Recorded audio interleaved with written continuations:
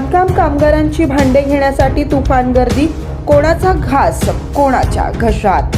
लोकसभा निवडणुकीमुळे आचारसंहिता चालू असल्यानं या सरकारी योजनांचा लाभ घेता येत नव्हता। लोकसभेच्या निवडणुका झाल्या, निकाल झाले, आता आचारसंहिता खुली झाल्यामुळे सरकारी योजनांचा लाभ घेण्यासाठी तसेच बांधकाम कामगारांच्या साहित्याचं वाटप चालू झाल्यामुळे गोडाऊनमध्ये बांधकाम कामगारांची तुफान गर्दी पाहावयास मिळत आहे। दक्षिण सोलापूर तालुक्यातील मुळेगाव तांडा येथे महाराष्ट्र इमारत व इतर बांधकाम कामगार कल्याणकारी मंडळाच्या गोडाऊनमध्ये कामगारांच्या ठेवण्यात आलेल्या पेट्यात पावसाचं पाणी शिरल्यामुळे पेट्या खराब होण्याची शक्यता आहे। खराब होणाऱ्या बांधकाम कामगारांच्या साहित्याचे जिम्मेदार कोण? कोणाचा घास कोणाच्या घशात?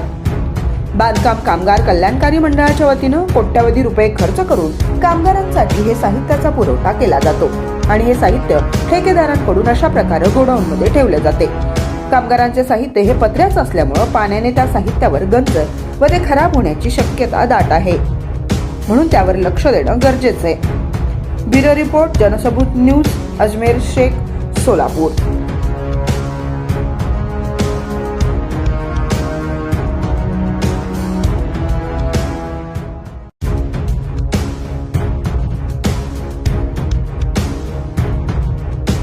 जनसबूत न्यूज च्या बातम्या पाहण्यासाठी आजच जनसबूत न्यूज चॅनलला सबस्क्राइब करा आणि बाजूला असणारे बेल आयकॉन प्रेस करा।